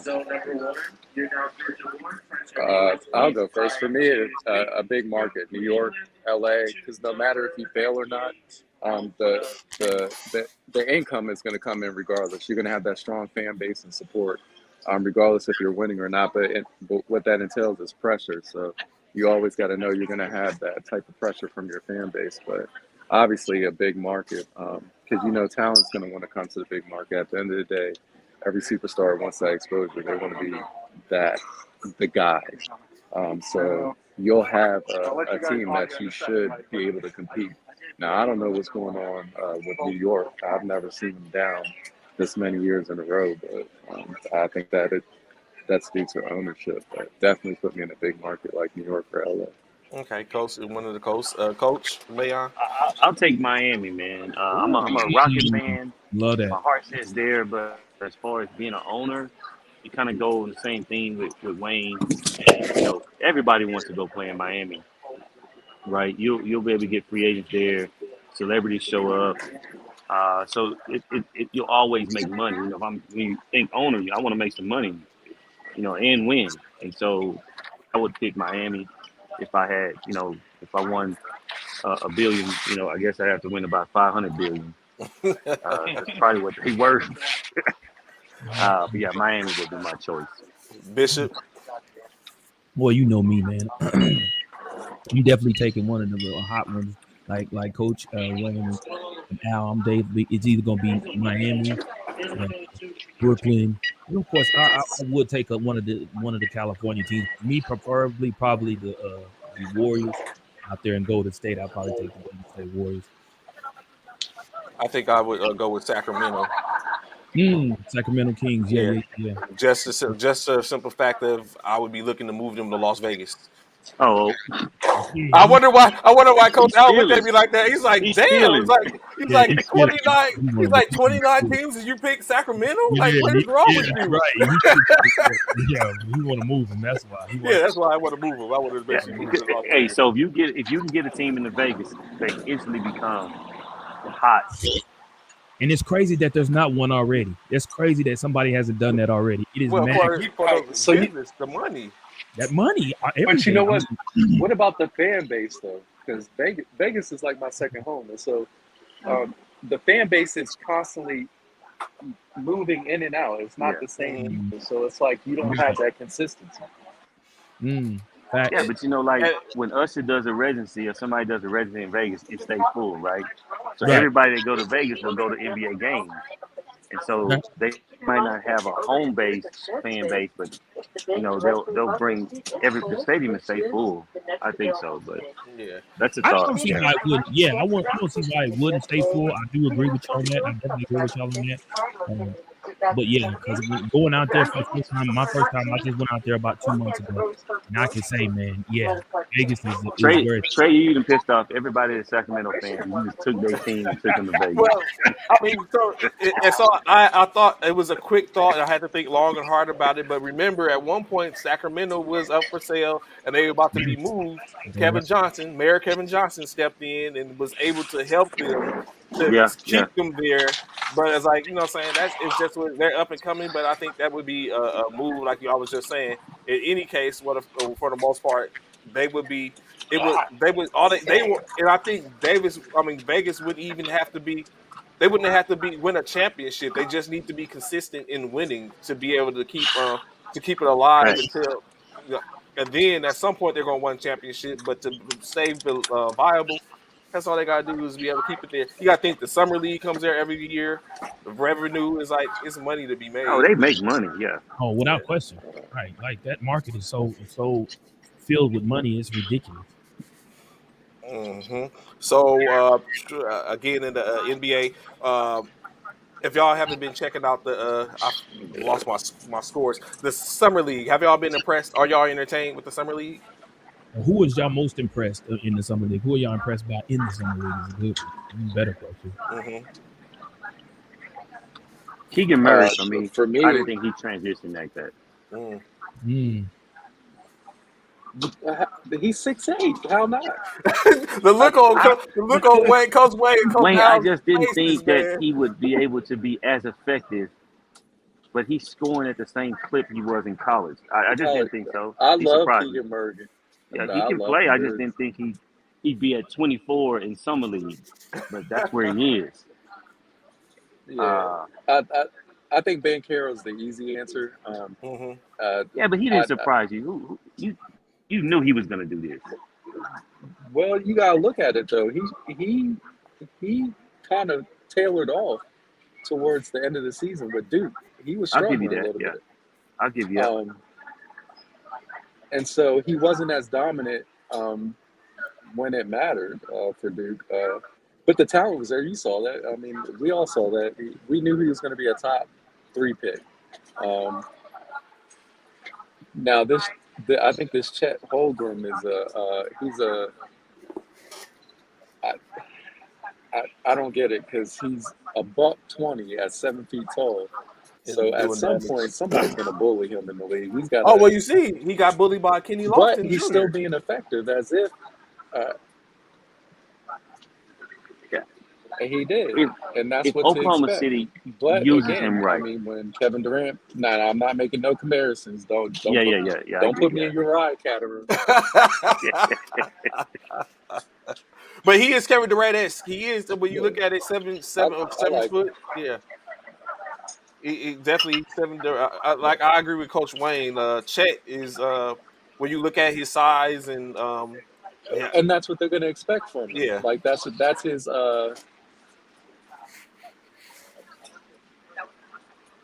When you look at his size and how he's basically in the position he plays. I mean, he's a center at like 7'1", 190 pounds. Like Hey, don't.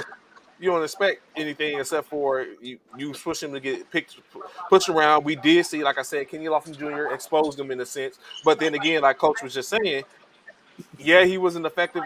He did it in other ways. Like he's effective on both ends of the court, some way, form, or fashion. Uh, he's not Kevin Durant in any means at this point, but he does have some metrics of Kevin Durant. And it is interesting to see him. And he's like he said, he last night he scored 8 points, but yet he was still able to help his team win in other factors, in other ways. So if he's Oklahoma that's City plays him at the 4 and 5, then they all need to be shot. But if they do what they did with Kevin Durant and play him at the 2 and 3, they'll have an opportunity to excel and build his game out. But playing him guarding guys at the 4 or 5, he's going to get bullied and he won't be effective. So it's just what, they didn't make KD 4, and KD didn't start playing 4 till he, 5, 6 years in the league and he had a little man body, you know. And so that's going to be important for Chet Hogan because he got a skill set. It's just, can he demand with the 82 game physical schedule, can his body take it? Um, now Banchero, I thought Wayne, he kind of tailored off at the end, but I thought he'd be successful in the NBA because his game was built for that. Wide open, he's 6'10", he can handle the ball, and so that's why I think that he's going to be okay. Now he's going to have to develop a jump shot, that's for sure. But will he put the work in? And if he does, then he'll be fine. But my my rookie of the year candidate is Keegan Murray. I think he's going to win Ooh, it over over all of them. over Chet and Pablo. Yeah. Ooh, And mind you, I told you I'm a Rockets And you know fan, what? right. and Jabari Smith is on our team, but I think Keegan Murray is going to have the biggest impact on this team. Ooh, go Man, ahead. I agree with you, but I think that the media wants Chet to be great so Yep. fast Yep. that that's going to be the pushback, and You're that's why right. I'm going to lean towards him. Yeah, you're right. basically, Murray is, in my opinion, he's Halliburton in this year's draft. Like no one's seen Halliburton coming, and then he start to blow up. That which, in my opinion, attests to Sacramento's ability to find talent. Now it's just a Can they matter of hold on to it? yeah Because they just until they gave Halliburton away for nothing. Frontier correct. Airlines, that's a new spirit. Well, do you think they give away from nothing? You would think Sabonis was a good trade in reference. I They mean, not gave up, trade. but you know, you use that high pick on him and you give him away, and Okay, I get what you're saying. Yeah. if they don't get any instant success for it, then they lost their future behind it. You know, Sabonis been in a while. He's been injured early on, so you know they mortgaged their future for it. That's why I say that. Hmm. Halliburton was coming into his own. Yes, he was. Yeah, And think when you look at it, think if they would have a Halliburton and the Keegan now, the Aaron Fox, like yeah. Now you're building. You know, we talked about this a little earlier about LeBron and Golden State, or KD and Golden State. Mm-hmm. You know, we don't talk enough about Golden State building through the draft for their core and building out on their own and developing guys, and that's why they've been consistent all these years outside the injuries. In my opinion, mhm. everybody else has been trying to, do what LeBron did, went to Miami and build a super team, right? Well, those three gentlemen that stars, they were just different quality guys, and that's why it ended up working because they were able to work with each other. Not a lot of superstars can do that, Mhm. and then they had to get some role players around them that kind of fit, And I build out my teams on my installation. Sometimes I don't put the best five players I have on the floor as my starting five or my ending five because they prima donnas and they won't all do the stuff I need done. Mhm. And so I think that's why Golden State, they got those guys on that team. And I'll move away from them and go to Milwaukee. Milwaukee won their Same thing, championship because exactly. Yeah, same the thing. same thing. They had a star, but the star wasn't the shot maker. Chris Middleton was. If you look at Miami years, LeBron wasn't the shot maker. Ray Allen or Dwayne Wade before that. You know, uh, so I don't know if this free agency stuff. I think it's out of control right now. When Rudy It, Gobert can get 4 first-round picks and 4 starters, Yeah, yeah, that's right. Yeah, I what? mean, it's crazy. Yeah, that's crazy. it's funny you bring up that Ray Allen and LeBron thing, Coach, and which Bishop brought it up yesterday about the. Are we gonna say shade that Ray Allen put towards in reference to his definition of a goat? But now that I think about it, do you think that's what Ray Allen was thinking about when he played with LeBron? Like, why is it saying this conversation? Like he pointed out that LeBron's not the best at free throw shooting. He's not the best at handling the ball. How can he be considered the GOAT? So I wonder, was that the mindset when they played along each other? Um, I'm making an assumption, obviously, but yeah, I think that Ray had played along with KG and Paul Pierce, and then when Ray before he went there, he played with Michael Redd in Hmm. Milwaukee. So Ray played with some great basketball players as well as being one himself. So when he speak on and seeing some of the other guys, uh, yeah, you're right. One of my faults, Haley.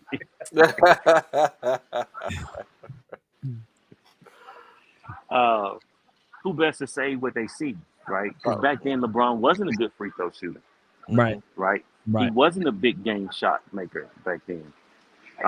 He was learning how to do that. We like to kill him, but how old was he? Yeah. I think Young, the man was under young, 26 years old or something right, like that, young, young, right? very Uh, so so at that time that might have been a great statement, but you know by the time he made it back to Cleveland, I don't think you can say those things about LeBron.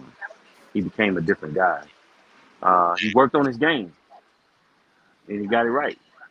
You know, uh, so yeah, but having Ray Allen and Dwayne Wade on there, that helped them late in games, Miami. Hmm. agreed. You're right. He right. He not great, but he hit him. Before he wasn't even hitting them. Wayne, we thought you took off. I know. I thought you was in there. We thought you was in Yeah, there. I don't think you still here though. So basically, what lastly in the NBA, especially in the summer league, what we have is, as we know, all the teams have played 3 games at this point. The summer league championship will be played after the fourth game has been decided. Currently, we have the front runners are the New York Knicks and the New Orleans Pelicans, both at 2-1. But of course, the differential has been the head-to-head or making a difference. Utah was one of the front runners, as they were the only team that was undefeated. They lost last night and dropped from number 1 to number 15. So we have that in reference to summer league. Uh, so by the time all these teams play their fourth game, that'll determine who's going to be the summer league championship game, and everyone else will just play a fifth game based on their seeding. Uh, Lakers and the Brooklyn Nets are in the bottom tier, Bishop, of that in that. So Okay. shout out to Scottie Pippen Jr. and Shaquille O'Neal and Sharif O'Neal. Sharif, Uh, they balling. They doing their thing, man. but do they make a roster? I don't know. I think Scottie Pippen Jr. Son, is. yeah, he I will. think Scottie Pippen Jr. is gonna make Sharif might get delegated to summer league. he might get but I think Scottie Pippen Jr. will make the roster. I really do. He's balling out, man. In my opinion. So, coaches, I asked y'all, who's your favorite NFL teams? I think we got a glimpse of Wayne. He didn't confirm or deny yesterday if he was a Los Angeles Rams fan or not. Coach, who's your NFL team? I'm a Texan fan. I'm from Houston, Oh yeah, man, that's so right, I Texas. Yeah. represent everything Okay, there. Hey, Bishop, the blasphemy. See, all my life, Bishop, all my life. Oh Man, how no. can you be from Virginia and you're a Rams fan? I don't Yeah, understand that. Coach, don't worry, Coach, because Bishop is from Brooklyn. I mean, from the Uh, New York area, and he's an Oklahoma Sooners fan. and the Eagles fan. He's an Eagles fan, a Yeah. Brooklyn Nets fan. Yeah. Bishop, I, Listen, I, I'll give no, you the backstory with my family. So, my family graduated from USC. My mother, my sister. Yeah. okay, So all right, I even got though you. I lived in All right. Maryland, so the Lakers, Dodgers, um, Makes sense. Rams, Yeah. everything LA LA. is who I support. So, got you. yeah. Makes Yeah, sense. see, he's a good man. I think he's a key in that. Makes sense. So a little just off topic a little bit, Coach. Before you get in the air, what do you think about USC moving to the Big Ten? I hate it, and I'll tell you why.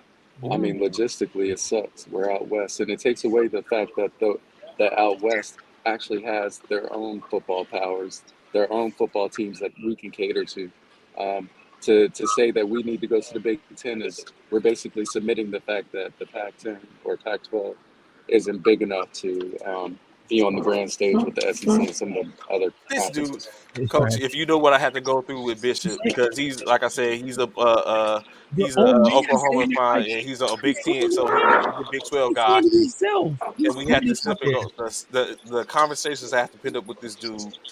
Uh, he's a turncoat. He turned all of a sudden he turned on Lincoln Riley because he came a Trojan, I'm and not.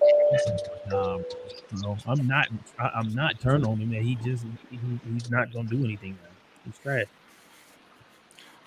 I just hope he doesn't. No, come on, man. Last year you was a Lincoln Riley fan. Now all of a sudden he's trash. Yeah, that's what I'm The talking guy about, can Coach. coach football, Where man. where where your loyalty lie? Where's your loyalty? Like, Okay, There you I go with get you that. on that, yeah, but you where's can't call him trash. The guy can recruit and coach. Thank you. And now he's doing it That's for that's so the, USC. so Coach Al? We gonna see because he's been the whole time he's been in Oklahoma. He's not won the big game. So we gonna see But if y'all he have been can there, like you said. So You I will tell you said it this. See, yourself. we gonna see. yeah, but when you incorporate Nell though, and you're in the LA area, you're now bringing in a new dynamic. These athletes want to go to LA. They want to be around the stars, and so now when you can offer a million or 2 million, you In know, NIL, for yep. your name, Right. um, NIL, yeah. it's a different dynamic. I mean, look at the recruiting class now. We weren't in the top 20 in the last 4 years, and now all of a sudden we're in the top 5. That should tell And you that's something. because of Lincoln. Yeah, and that's because of Lincoln, without question. Without question. That is because of Lincoln and what he brings to the table. I Yeah. get Now, you. if he go up there and he And go 2-4 or that part. 3-3, That part. we're gonna have a problem. That part. But I just don't, and But obviously because of the conference, I'm a Al, I don't Longhorn think it's fan. I don't I don't expect think he's that going. because Yeah, in Lincoln's the conference. system drives players, and Wayne is right with NIL. If Lincoln can win the way he won in Oklahoma, they're gonna get better, and they're gonna steal players from everybody because of the market there. Right. Right. But like Coach Wayne said, now that they're going to the Big Ten, it's a whole new thing Well, in 2025 Uh, if or 24, whatever year they go. and it's 24. different styles too. yeah, that's the biggest thing, man. Different styles. It's Yeah. it, it's different styles. The Big Ten's more traditional pro style offense, That part. high back formations. Y'all bringing the football out of me now. And the West Coast is more. They've changed outside of Brian Shaw from Stanford, who stayed traditional within the NFL concepts. Yeah. They've all moved to shotgun pistol formations and that up tempo. What people fail to realize with that up tempo is you compromise your defense because now their rest is shorter. So now you see less 3-and-out stops. You see more high scoring, and so you leave yourself to need to be perfect every time you have the ball. And it makes it hard because you don't execute 100% throughout the Mhm. course of the game. It's just impossible. Agreed. Agreed. All right, So, fellas, I got about 5 more minutes, and I got to okay, go and get no my problem. young man Yes, started sir. Yes, sir. today. No doubt. We Um, understand, Coach. so before I have to go, I want to say thanks for Hey, having me man, I'll on. stop taking the easy out. So who is your favorite? For what? Oh, okay. Who's your favorite for the tournament this weekend? For the NBA Finals? Okay. Um, Mm. if everybody comes with what I've seen, Mhm. then I'm gonna go with Fort Campbell. Oh, Kentucky. Paul Parker. Okay, Yeah. Kentucky. If Paul Kentucky. brings his whole team, I think they're hard to beat. Ooh. I like everything that from their bigs to their guards. I like what they do. There's some teams that obviously will give them a run for their money, but if I had to put my money on somebody today, it would. And I haven't seen any of the Western Conference teams, so I've not seen Fort Hood play or Luke play. But I like what I've seen out of Campbell. So Okay. So Campbell. Wayne, if you didn't hear me, I said I'm going with Fort Campbell. Fort Campbell as his favorite. You're going for it? No, I mean, at Fort Campbell, I don't know what they're coming with because they were injured. They've dealt with Yeah, some injuries that we just saw, and they were two intricate players. One does all the dirty work, the offensive rebounding, giving them second chance possessions. Um, because they're known for being tough and finishing out in transition. Um, their shooting isn't that great, but they make up right. for it Well, I on agree the with that. Yeah. defensive end. So when you take away, those players, it's huge for them. And Wayne, as I told him, I have So, not seen Luke play this year or Fort Hood. And oh, you're gonna I see him first game. We're gonna beat them by 20. okay. Ooh, And ooh, and say Wayne, it, now say Wayne, it. I That's what know I'm talking some of about. your Let's players. go. I will say this, Wayne, if your bigs can get up and down the floor, you have a very good chance of winning this tournament. And he said it with a straight face. That means he, saying he Yeah. believe. He's like, yeah, you gonna see it. 20 point, He's supposed to 20, say that. 20 piece. That part. That part. Yeah, That and I'm Supposed to that's say and that. I'm gonna give you a little tidbit. Paris think he was slick yesterday, and I heard him. He said he basically gave his team an out for what he knows is about to happen. Because what he said was, "Oh, Wayne got a bunch of D1 players, so let's He did let say me that. He did educate say that. He did the say D1 that. concept. Just because I have people who played at the D1 level doesn't mean they're still D1 players. It just means they played D1 at some point in their career. So All don't right, so set let me yourself up and say uh, Wayne has a bunch of D1 players. You still got to line up and play basketball. You're the number Let me one let me team. put this Why are this you to making it this. seem like if I win, I'm supposed it was a I climbed the mountain, or if I lose, then I was supposed to lose because Wayne has D1 players. Stop it. You're gonna lose anyway. Now, look, you can only put 5 guys. Let me see, 5 guys at a time on the floor. That's Uh-huh. right. Now, once you put those 5 guys out there, you have to, as a coach, you have motivated them to play their best basketball. I've been Right. around military basketball for over 20, 30 years. Roger. Okay. It does not matter that you have guys that played college basketball. That does not make you a winner. They still have to go play the basketball game. So, Facts. uh, Exactly. and Thank then you. to say what he Paris got some D1 players over there too. It may have been years ago, but them guys he got over there, at least 3 of them, they played D1 basketball as well. So let's Mm. not have that conversation about what a guy did before. It's what they Mm, doing now and what you're right. doing with those Yeah, collection of guys you got. So that goes to show Coach be paying attention because he showed did say exactly. that. I didn't. You did say that. He did say that. I caught it and I was like, oh, but we got into something else, so Nah, I didn't nah. I get back heard to that. double back on it. I heard. Yeah, I heard that, and it was leaving if we win, dang, we climbed the mountain. If we lose, well, he was supposed to lose type comment. Nah, you gonna get it. What they say, You really. what Jason said, no more bulletin board material. And then Yeah. look at Coach Rod stirring the pot. I Nah, heard that Luke. I heard that nah. Wayne's players. I heard Jackson's players. If they don't win, they don't eat. So look, I told y'all earlier before Wayne got on, if you don't tune into that 10 o'clock game, you're gonna miss some fireworks. Ooh, he Yes. did say that. Uh, He did put that out there. yeah. He put Yeah. that out there. Uh, Nah. Nah. But in all seriousness, though, Harris can tip his hat. He's done. He's been so consistent um, that it's going to be tough to match. He's won back-to-back conference championships, if I'm not mistaken, and he won the yep. NBA Finals all within the last year and a half. So right now, he is the standard bearer. He is the rabbit. And so Mm. you got to tip your hat off to it. That And All part. like, right, fellas, But I he's got to still going sign to off. lose.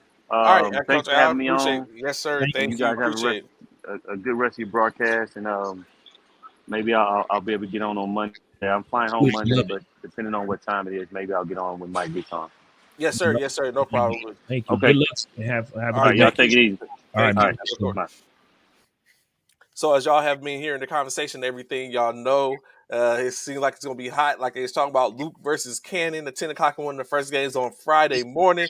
Of course, it would be able to catch that Friday. Hit the live barn. Be broadcasting live from live barn on Friday. RSN Sports will be the subsidiary which they're going to utilize on Saturday and Sunday, to where that would entail the championship rounds and those after pool play rounds. So um, It's about to get real. yeah, Trey. it's about to get real. It's about to get real in the We had other engaging events, or we would be right there in the action, bringing it to y'all as well. right. But we'll do our best to do, saying, remote broadcasts, post games, and stuff like that, where we can talk and see. Y'all heard Coach Wayne stated 20 piece. That's all I Yeah. heard. 20 piece He put it out there.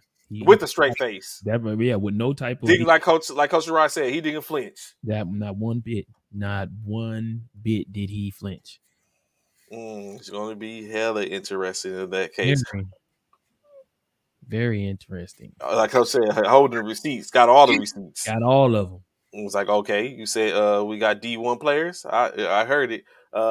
So interesting enough. So, Bishop, have you seen the beef so far with former safety and veteran NFL player Bernard Pollard and Lamar Jackson? So I didn't hear. I saw something on it a minute ago in regards that Lamar Pollard was saying, basically you don't need to go out there to Baltimore because Lamar Jackson ain't got that arm to make it happen. Basically, Twitter beef is no top wide receiver will ever come there while LJ is there. Plenty of receivers have been available to get in the offseason while LJ has been starting, but nobody wants to go. They give him the respect, but they do not want to play him. LJ is good, but he's not able to make the throws. So Lamar Jackson's response back was, "You've been capping since I've been playing for the Ravens. I've never heard of you, to be honest, my boy. You got your Super Bowl because of Ray Lewis and Ed Reed that year." Then Lamar further went on to say, "I never heard nobody speak of you. I had to Google you, bruh. I never heard of you until I seen you keep dissing like you was a Hall of Famer, but you far with like 15 R's from it across the ocean like overseas." So Pollard responds back with, "Facts are facts. Make sure you call me champ. Good luck getting one." And then Lamar finishes off by saying, Take vet out your bio. You just played as an extra body, to be honest. Super Bowl with 2 tackles. Was those changing tackles waiting with the uh Pablo Escobar sitting on the bench meme. So they coming for Lamar evidently. Not they, him. Him, Nobody coming from him. Lamar but Yes, him. true Ain't nobody coming from Lamar but him. And I mean, Lamar got a great point. I mean, if you weren't instrumental in getting that Super Bowl ring with the Ravens back then, it really is irrelevant of what you're talking about. It doesn't hold water. It doesn't hold no weight. So I mean, it is what it is. But you know, Lamar do have to prove something though. Lamar has to make it too. He got to make it Yeah, past. getting to that point, like, okay, Yeah. Lamar, enough with we ain't talking, no more talking. Yeah, you got to show and prove, and now is the time because now someone has officially called you out, Lamar. So now it's time to show and prove. When a person calls you out, especially a person who doesn't have those type of stats or doesn't have that type of who doesn't have them accolades, you got to prove, hey, my accolades are way better than yours. So yeah, it's only time will tell. Only time will tell. Is about to go there. That part. So did you see this? So I wanted to try something since we are in the NFL. Let's go with this. Better or worse? Running back, okay.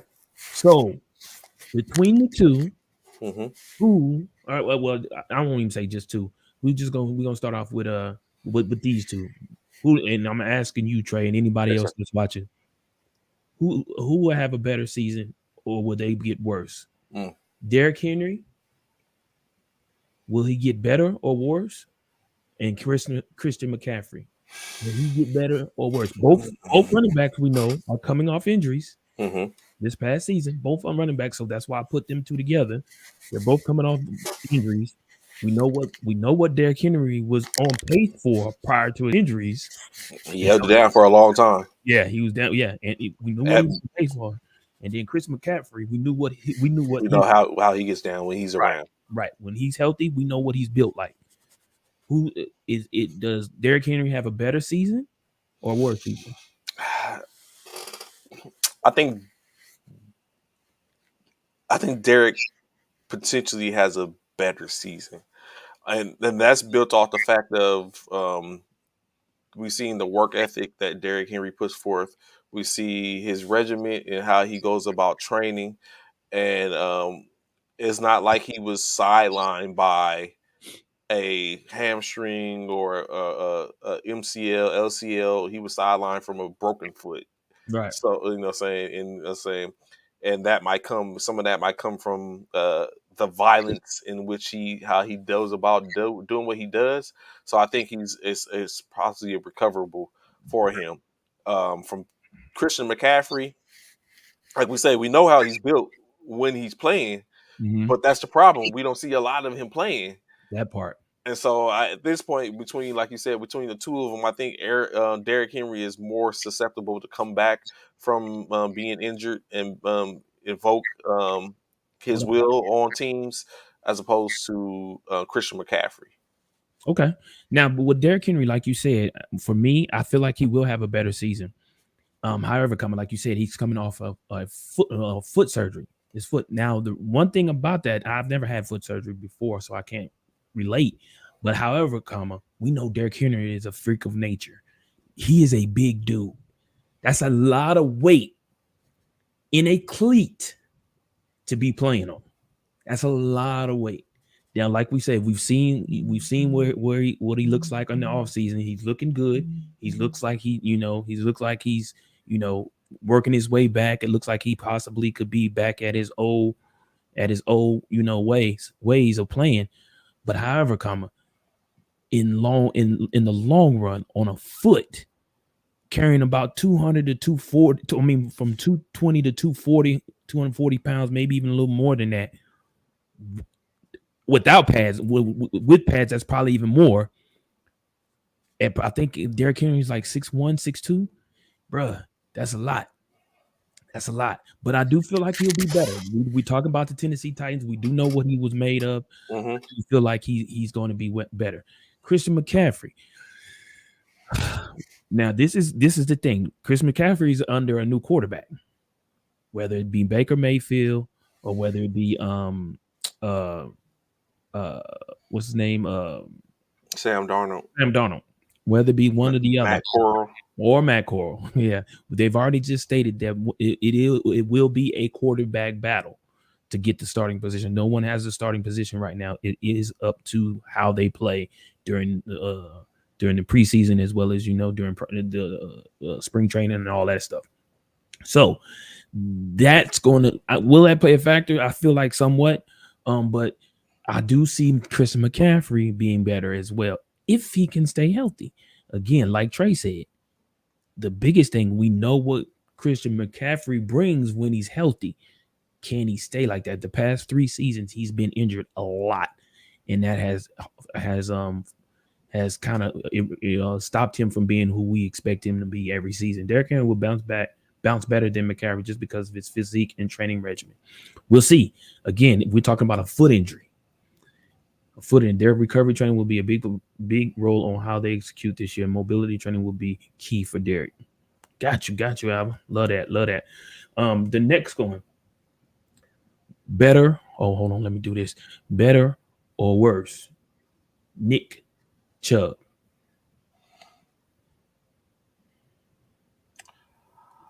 Chubb is going to have. I think he's going to have a good. Another running back with a new quarterback, which we don't even know who it's going to be yet. It might be Jimmy while you playing from the conversations. Yeah,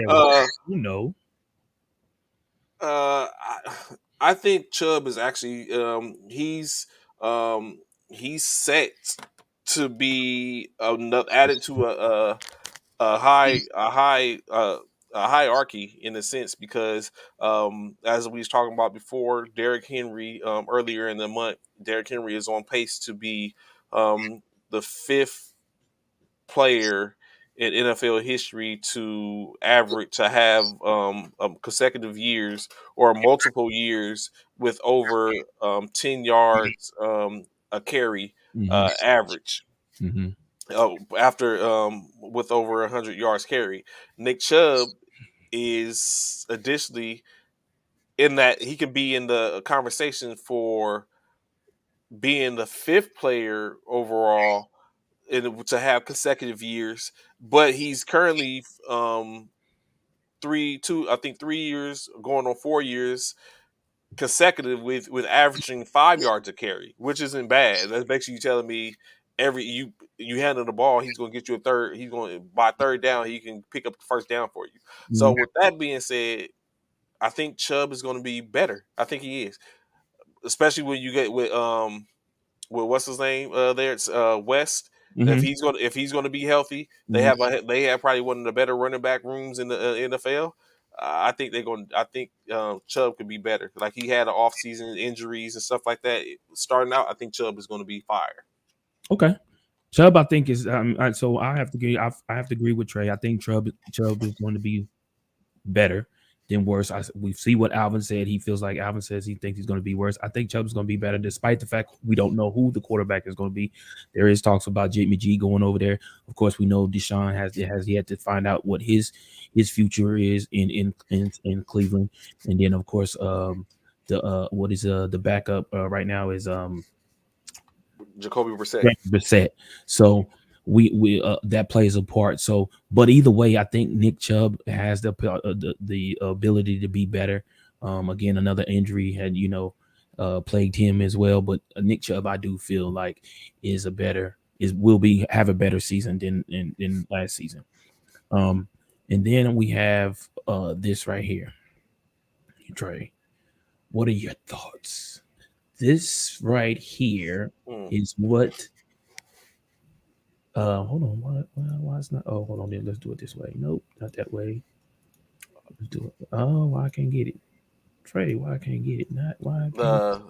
The what's the number 5? The 5th one. It should be the 5th one. It's not letting me do it, man. It's not letting me do it without showing it. It's not letting me do it. But either way, Mm-hmm. NFL Oh, 2022. I get why. I get why it's not, because you have it in overlay. But go ahead. Oh, Okay. yeah, but the NFL power rankings should be let's put it right here. Let's see if this will do it. Let's do it like this. Let's see. Y'all bear with me real quick. Let's see if this works better. Let's do it like this. Yeah, okay. And let's try this. Take this off. So the NFL power rankings, I don't know if y'all can see them, but the top 10 power rankings for the NFL for the 2022-2023 seasons, top 10 rankings, the best NFL teams right now, with the Chargers being number 1, the Buffalo Bills being number 2, the Baltimore Ravens at 3, the Rams at 4, the Cincinnati Bengals at 5, the San Francisco 49ers at 6, the Las Vegas Raiders at 7, the Tampa Bay Buccaneers at 8, my beloved there we go. Thank you, Trey. Oh, no My problem, bro. beloved Philadelphia Eagles at 9, and rounding off the top 10 is the Kansas City Chiefs. So, Trey, do you have a problem with the NFL's power rankings as of right now from what you see? And this was as of July the 12th. So, of course, it could change. That was 2 days ago. But as of July the 12th, this is what the NFL power rankings have standing. And the reason why you see Brown is because he was stating we're gonna make these fools respect us. So when you look at this, I Baltimore. I know, especially for someone like Ron, he's very high on Baltimore. I just think there's still more to be proven. And real quick, Trey, hold that thought. What you see underneath, as you see each team out of Yeah, the I see. I look at they got the key players, the key yeah. factors for each team, as you can see. Khalil Mack, Justin Herbert, stuff like that. All of that. These are the key players for each team. But go ahead. I believe, like Al saying, I believe Baltimore probably shouldn't be number 3. Los Angeles probably shouldn't be number 1. I think at this point I would shift Los Angeles. Just looking at, let me take in consideration top 5, then because I look at everyone else. So number 1 probably should be 2 or 3 in my opinion. Number 4 probably should be number 1. Okay, I like based on the strength of them coming back and not losing that much. Right. I stay stands firmly on the fact that I think Cincinnati is going to have a hangover. So do me this favor. Yes. The top 10, with just this top 10, with this top 10, put them in order. Okay. In your aspect. Tampa Bay 10. Okay.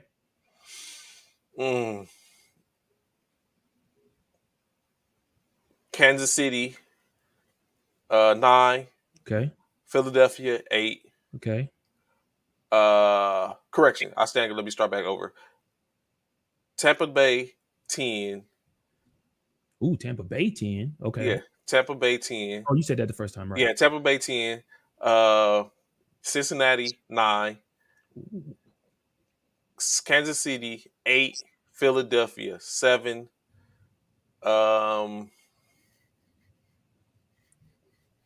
Baltimore 6. Okay. San Fran 5. the Las Vegas Raiders 4, Okay. 3.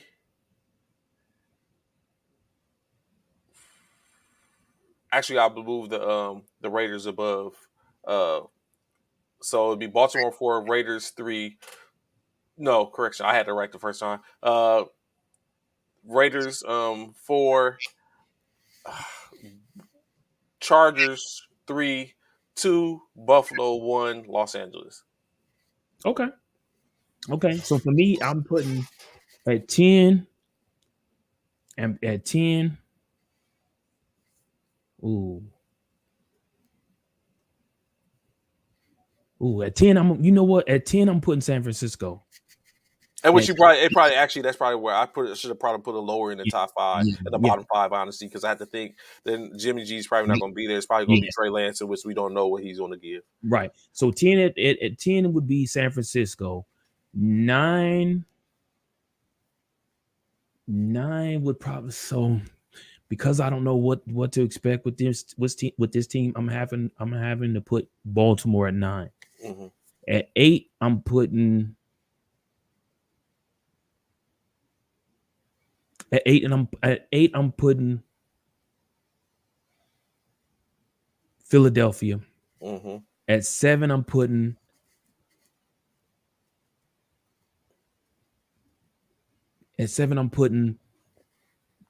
Kansas City. At Mm-hmm. 6 I'm putting the Chargers. At 5 I'm putting Tampa Bay. At 4 I'm putting Cincinnati. At 3 I'm putting the Chargers. At 2 I'm putting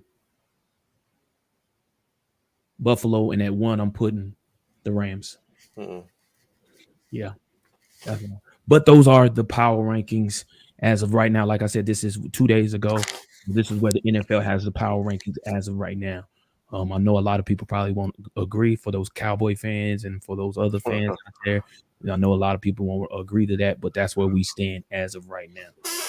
The and power and it's going to get pretty interesting in rankings. any case when it comes down to, because now we're getting closer and closer. Of course, as we know, usually what happens during out the course of the season, players start to fall off. What's good? What's good, Stanton? Don't worry, we got a good 48-56 waiting on you, brother. You know what I'm saying? Take care of business and continue to move on. So no quarrels. But yeah, so it just becomes that in reference um, to those things. So we shall see how all that ends up panning out. Um, a couple of things before we get up out of here. Want to highlight the fact that the oh, you know what? Oh shit, I hold that. I actually hold that. Um, Tight end Ron Gronkowski has reiterated and firmly stood on the fact that he said he is done with football. So from that conversation, we see that as a possibility. Rob Gronkowski is not going to be able to be coerced back into suiting up again. He's completely done with football. We're probably going to likely see him maybe in someone's booth or just in commercials. But Ron Gronkowski stated he is completely done with football. He won't be coming back. Um, Wide receiver N'Keal Harry was dealt to the Chicago Bears in a trade that was they traded for giving him up from New England, going to Chicago for a 2024 seventh round pick. Harry was drafted high when he was taken. Just didn't pan out. So New England has decided to move on from him, go with their current core, and build from there. So now he's going to be gone. Um, Henry Ruggs, as we know, uh, they had a hearing where they was trying to omit and get them to start from using his BAC level in the case in which it has been allowed uh, his blood, because we can take a sobriety at the scene. They have to end up taking his blood, and now that's going to be allowed. As we know, he was accused of driving at 156 miles per hour uh, Jeez. while driving drunk when he struck a young lady, killing her, causing a fatal accident, killing her and her dog. So that trial is going to be coming at some point, but. Of course, there's more we could talk about, but that's our time for today. Got to leave something for tomorrow. We greatly appreciate y'all high speeds rocking with us this morning. As y'all know, y'all can catch us anytime, 09 to 1100 hours, Monday through Friday. Y'all can catch us on First Formations First Formations YouTube page, First Formations Facebook page, First Formations Twitter, as well as the E2G Sports Networks pages, being LinkedIn, Twitter, YouTube, as well as their Facebook pages. Catch us every morning, any of those places, so you don't have any excuses on missing out on any of this. Be sure to like, follow, subscribe, or anything like that, so you can continue to build a fan base and build the footprint, and so that way we can be more instrumental in doing and bringing you the things which you want to see or hear all day, every day. I would say you wish he was retired. It's Yeah. coming, Alvin. It's coming, fam. It's coming. Yeah, this is Uh, so yes, so saying that y'all heard the NBA has been leading up all this week has been a lead up to the NBA Finals, in which that's about to go down tonight. Will be them and basically as you heard Commissioner Myers and Al Mayon to speak about how they have basically it spans back prior to 20 years prior to the NBA's insertion, in which saying they're going forth and giving these individuals their flowers and letting them know that they are greatly appreciated for what they've done in the Military Basketball Association and military basketball community. So they had a Hall of Fame inductions for them, their fourth one or third one. So you're saying a great deal for those individuals that are being inducted. And then all the action starts tomorrow, so they can y'all hear it. Coach Wayne, Fort Jackson military basketball army installation, 20 piece. He said they gonna get a 20 piece. Go give a 20 piece to Luke Air Force Base. So I don't know if that's gonna start his own Twitter beef, Bishop. But of course, we'll be here for it, reporting it, giving it, talking to him after the game to sit up and be like, okay, to get the 411. Someone spills the tea going throughout this tournament. So we're gonna do our best to bring you a little bit here and there, impromptu prop ups, impromptu live, unscheduled live recordings. Submissions. So be sure to check the page over the course of the weekend so you can get that. Bishop, what's good with you? What's going on with you? You're ending your day. How you gonna end today? Oh man, I ain't got a whole lot going on, man. Just enjoying the day for the most part. Gonna be chilling. For those that don't know, y'all know today is for me is the Big 12 media day for college football. You know what I'm saying? My beloved Sooners and what his name, Brent Venables. That's his name. Venables. I don't know why I thought it was Nick, but Brent Venables. They're about to talk here in a minute. You know what I'm saying? So I'm gonna get to hear the ins and outs of the Big 12 and whatnot. But either way, thank y'all for tuning in to First Formation Monday through Friday from 09 to 1100 hours for you civilian personnel. That's 9 a.m. to 11 a.m. Central Standard Time. Be sure to continue to stay tuned in every day. Check us out, man. Be sure to leave comments. We thank each and every one of y'all for tuning in. Without y'all, there is no First Formation. So y'all be easy. We will see y'all tomorrow. Enjoy. Definitely look out for us for Monday because, as Trey said, the NBA tournament starts tomorrow morning with big games kicking off at 10 o'clock. So come Monday, it's going to be a lot to hear, a lot to talk about. Hopefully we'll have just all the scoop and the tea on what happened this weekend in Colorado for the NBA tournament. With that, man, y'all have a great one. We'll holler back at you.